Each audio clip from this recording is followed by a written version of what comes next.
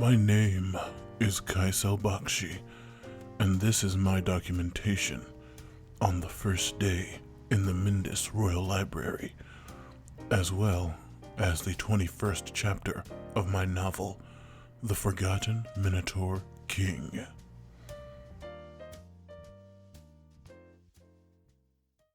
After releasing me from his cold, powerful, and quite literal vampiric gaze, my new administrator, Lord Natanus Carnager, turned his pale, shaven head away from me and returned to the ceiling of the dilapidated library to continue shelving what I would assume were the more priceless of the castle's tomes. The last instruction he'd issued me was to read and restore all the remaining works of the library, with the aid of the young draconid he had referred to as Chinook.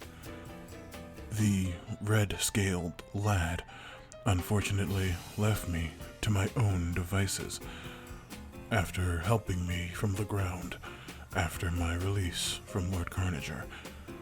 With his membranous wings flapping excitedly, he took a dusty stack from the nearest shelf, along with one of the miniature book dusters and a journal-like tome he had in his back pocket.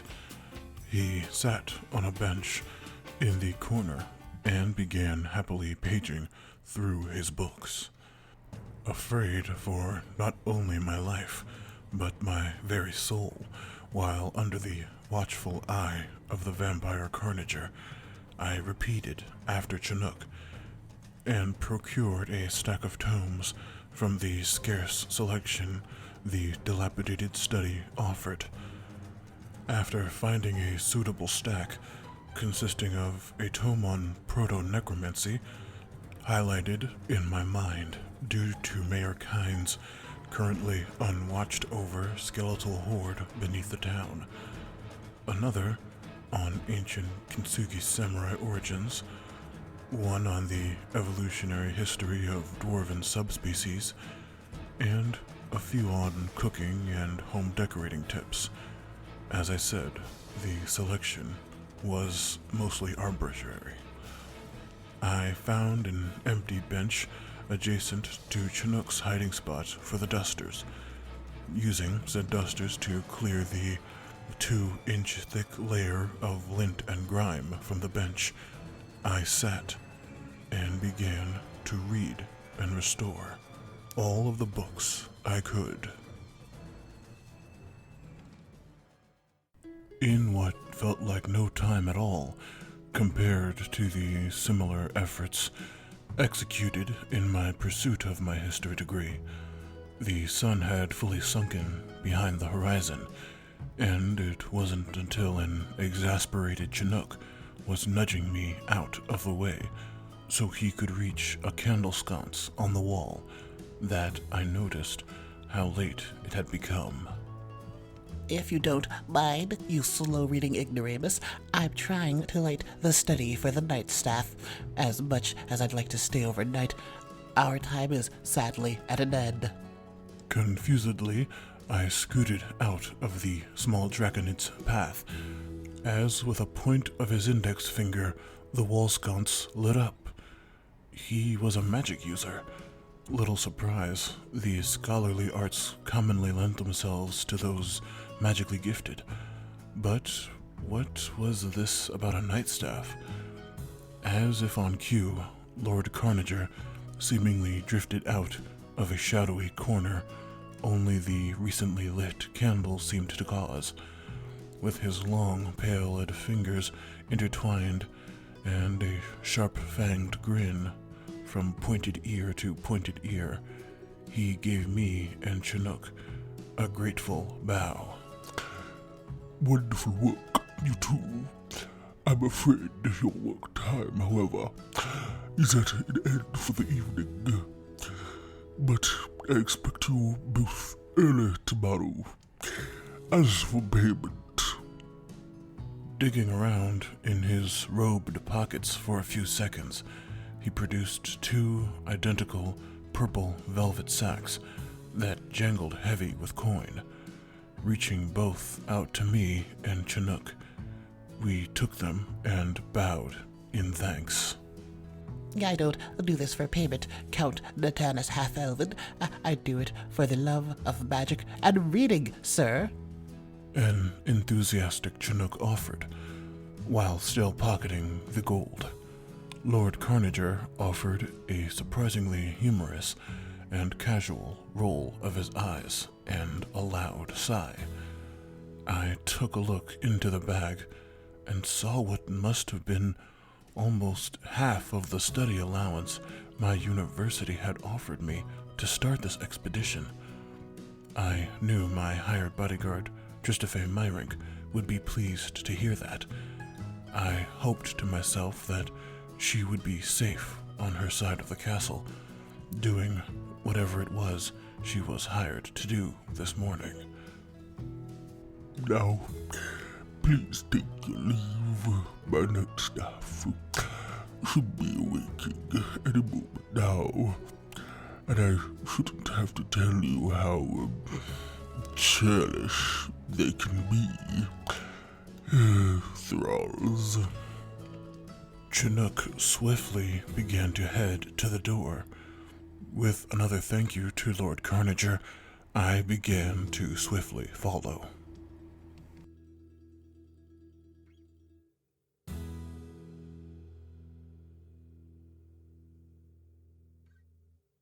In the courtyard just outside the library, and before the dungeon entrance, the ground beneath my and Chinook's feet rumbled.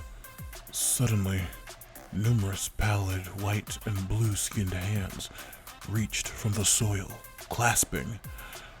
I stumbled in surprise, but Chinook just briskly walked through this underground rising.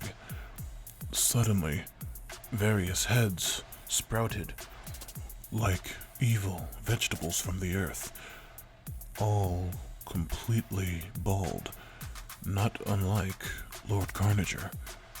However, eerily enough, where most humanoid species had eyes, these creatures all only had blank patches of skin, while still possessing ears, noses, mouths, etc., with flexing and gesticulating hands, as if they hadn't been used in a long time. I suggest you follow suit, Kycell. Count Natanus's thralls have been known to gnaw on late-night orc guards.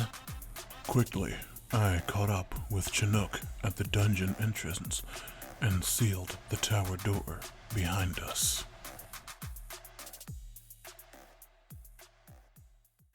Back in the cold, empty, and no less threatening dungeon, I stayed close to the confidently striding Draconid as we continued toward the main courtyard.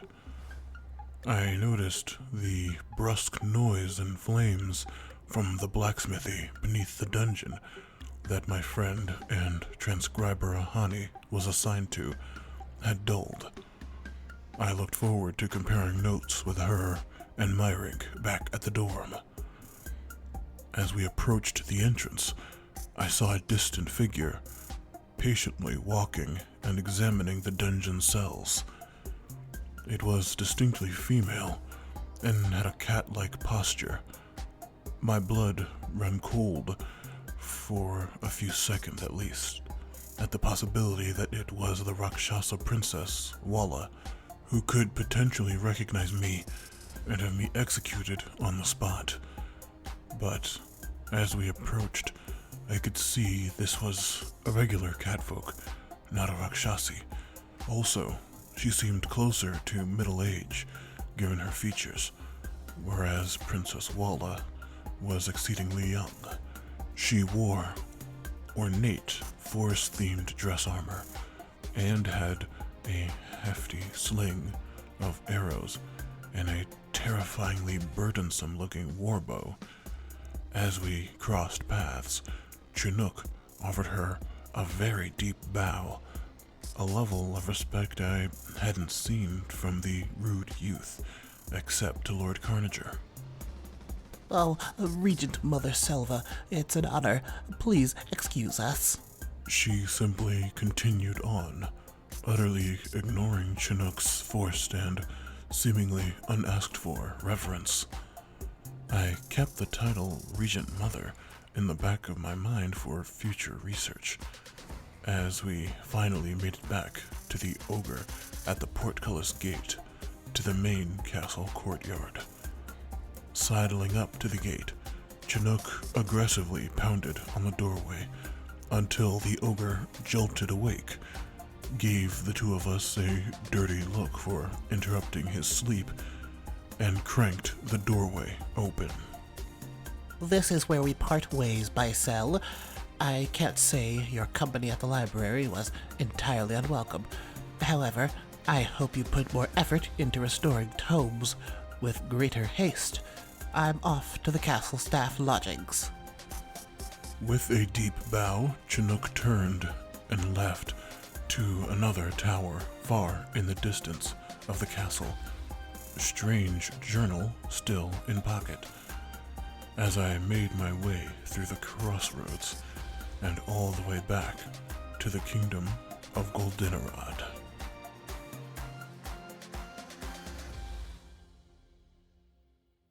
After a safe and uneventful return to the Palamedes University dorms, I knocked on the entrance to Silicon and Estelise's room. I was greeted to the unhappy and lupine face of Nurse Estelise. Oh, the big librarian finally come home. Your dwarven girlfriend, she come a few hours ago, tracking soot and metal shavings all over me floor, seen? I made my way past Estelise and saw Ahani collapsed in the center of the living room, bruised and sweating profusely from what I could only assume was quite back-breaking labor. I asked if she was okay, or if she needed help in any way. She simply raised a hand from the floor and dismissively waved it, assuring me that despite her appearances, she was all right. With that squared away, I began looking for Myrink. She was given the most dangerous job of anyone in our group. Estelise then informed me that she hadn't arrived yet. I was slightly concerned, given she was told to report to the strange and brutal creature Fugazi as a royal guard of some kind. She was in the most life-threatening position she could have found herself in. I settled in, changed clothes, and waited for most of the night. Eventually, Saika, Kyne's doctor-in-training, arrived, reassuring me of Kyne's recovering health. He wasn't back to normal yet, but he was healing at about the expected rate. Still not conscious, which, now seeing the scale and peculiarness of the Mindas castle, I was glad to hear, because I had little doubt he would be preparing retaliation, and we still had such little information. Thinking on the matter, I asked Saika and Estelise what they knew of vampires in regards to my employment to Lord Carnager. Estelise was at a loss, but Saika offered whatever it was she knew. Well, they say that they have a blood curse. Being turned makes them subservient to their sire, and while becoming powerful form of undead, they can potentially possess incredible magical prowess, especially necromancy. At the university, we aren't prohibited from operating on him, but anyone studying restorative magic is barred from the room. I asked further questions regarding his penitive stare and creation of those eyeless thralls. But in those regards, even Psycha, who claimed to have a relative that was bitten, had no usable knowledge. The night continued onward, with no sight nor sound of Myrink. Finally, I had no choice but to resign myself to bed and report early to Lord Carnager.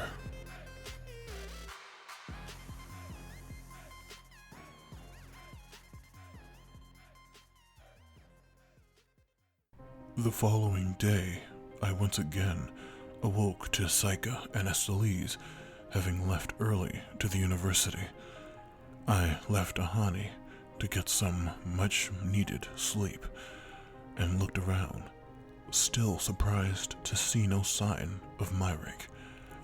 Making sure our 48-hour glamour I applied yesterday still stood, I worried if she would make it back in time for a recasting.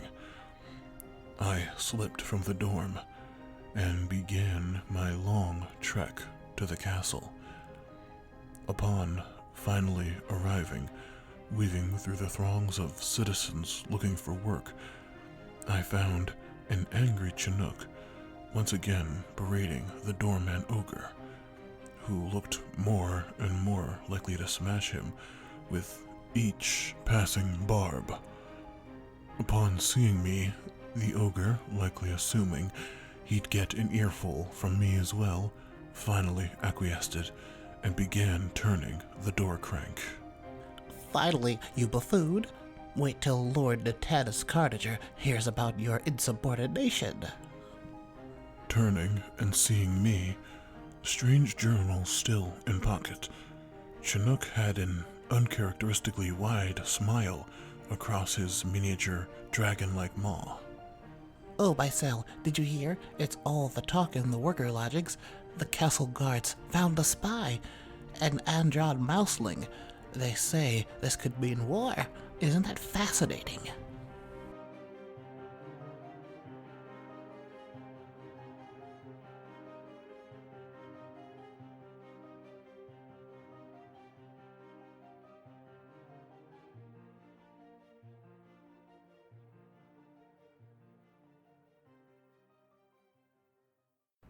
Hi, my name is Matthew Lewis, and I do the voice of Kycell Bakshi, along with all the additional voices in The Forgotten Minotaur King. I hope you enjoy the podcast and continue to listen into the future. If you want to support my content, please donate to my Patreon, Matthew Lewis Podcasts. Subscribe to my YouTube channel, Matthew Lewis Podcasts, all one word. Follow me on Twitter at Matthew Lewis P. Or leave a positive maximum star review on your podcast app of choice. If you found this podcast, I assume you're familiar enough with the genre to know how important reviews are to the survival of a channel. And I hope you recommend this to your friends. Or if you didn't like it, you could recommend it to your enemies, and I'll teach them a lesson. Keep it sleazy, folks, and thank you.